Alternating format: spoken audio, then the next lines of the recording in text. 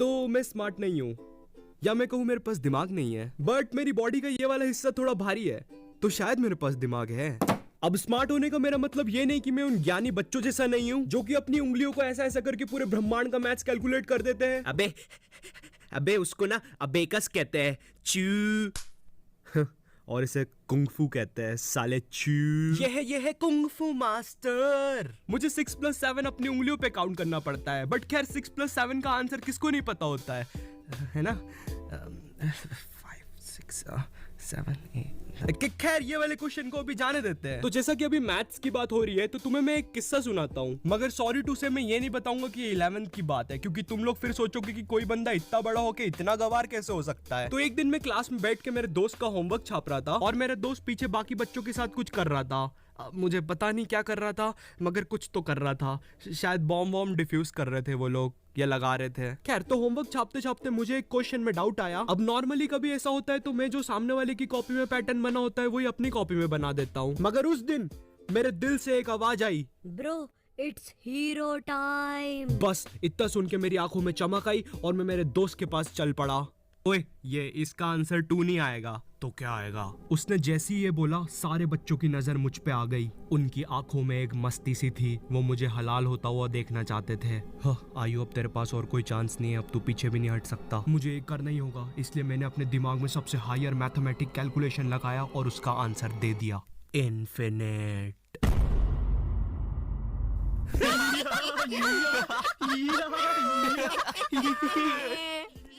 उनकी हंसी सुन के मेरा रोना निकल गया था, लेकिन मैंने मेरा ईगो नहीं टूटने दिया। मैंने फुल कॉन्फिडेंस से उन्हें कहा, भाई गलत क्या है उसमें? उसका आंसर इन्फिनाइट ही तो आएगा। साले हंस क्यों रहे हो मुझ पर? अच्छा, कैसे आएगा इन्फिनाइट, हमको भी तो बता। यहाँ मुझे मेरा ईगो वापस लाने का चांस मिला था, इसलिए मैंने मेरा हायर कैलकुलेशन उन्हें बता दिया। भाई देखिए, जो नीचे के 2 1 है ना, अगर तू इनका एलसीएम लेगा तो इनका तो एलसीएम आते ही जाएगा। ओए हाँ, सही बोल रहा है यार तू। देखा भाई, तेको तो मैंने बोला ही था, इसलिए इसका आंसर आएगा इन्फिनाइट।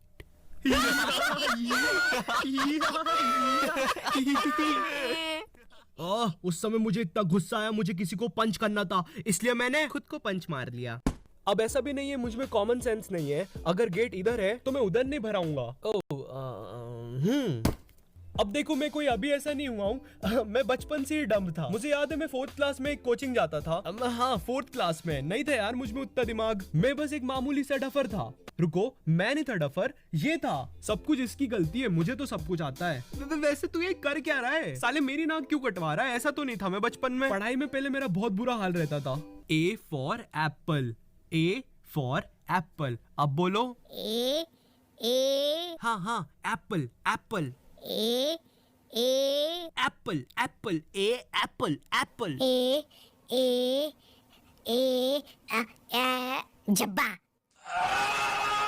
मुझे 11th क्लास का हिंदी सब्जेक्ट बिल्कुल पसंद नहीं था। हमें एक चैप्टर था शिवराज सिंह और उसकी बर्छी, मतलब स्वॉर्ड और तलवार। अब मैंने पीछे वाले बेंच पे शिवराज सिंह को युवराज सिंह सुन लिया, और मेरे पे बुक तो थी नहीं। और चैप्टर में एक लाइन आई थी कि शिवराज सिंह ने अपनी बर्छी से 14 सैनिक को घायल कर दिया। और यहाँ मैं पीछे वाले बेंच पर बैठ के सोच रहा हूँ कि भैंचो, युवराज सिंह ने कब से सैनिक पहनना स्टार्ट कर दिया, और ये बर्छी को इतना हाईलाइट क्यों कर रहे हैं चैप्टर में? अरे मैं साइंस का स्टूडेंट हूँ, मेरे क्या काम आएगी युवराज सिंह की बर्छी?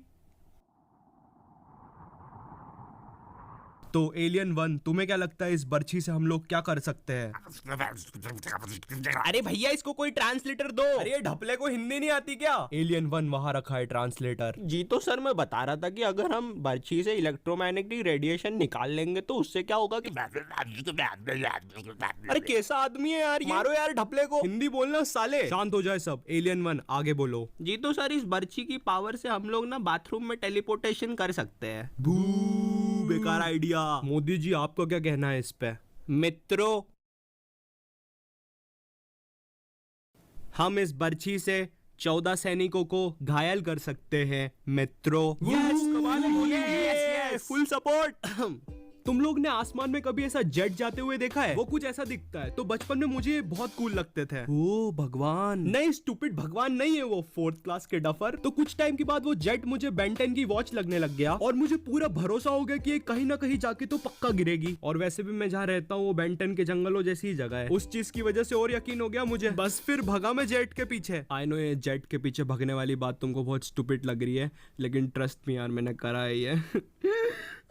तो मैं जेट के पीछे पीछे पीछे भगा, लेकिन जेट तो गिरा ही नहीं। लेकिन जेट का पीछा करते करते मैं जहाँ आ गया था ना, वहां से घर जाना बहुत मुश्किल था। खैर वो बात अलग है कि मैं मेरे घर से बस थोड़ा ही दूर था, मगर कसम से उस टाइम मैं बेंटन भूल गया था।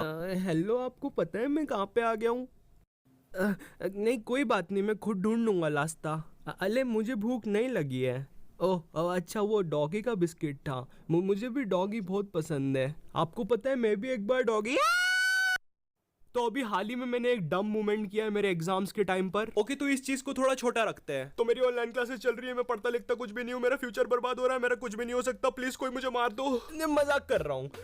इतना सच कब से बोलने लग गया मैं वीडियोस में। तो हम लोगों का एक ग्रुप है, उसमें 9 मेंबर्स है। तो हम लोग ने डिसाइड किया कि एग्जाम्स में वाइवा के टाइम पर जो भी क्वेश्चन हमसे एक्सटर्नल पूछेगा, उस क्वेश्चन का आंसर बाकी लोग गूगल पर सर्च करके ग्रुप पर डाल देंगे। तो एक्सटर्नल ने मुझसे ग्रेविटेशन रिलेटेड कोई क्वेश्चन पूछा। तो मेरी एक दोस्त है रीत, भाई उसके दिमाग में पता नहीं क्या आया, उसने गूगल पे लिखा ग्रेविटेशन से रिलेटेड सबसे चोमू आंसर बताओ। भाई उसने केमिकल से रिलेटेड कोई क्वेश्चन पूछा था मेरे से। मैं उसको 5वीं क्लास की ग्रेविटी की डेफिनेशन सुना रहा हूँ जो रीत ने भेजी थी। Gravity sir, gravity sir, gravity. भाई वो एक्सटर्नल की भी हंसी निकल गई थी पता है। और वर्स्ट पार्ट ये है कि अब मेरे जो ग्रुप में 9 लोग हैं उनको जीवन भर ये चीज याद रहेगी।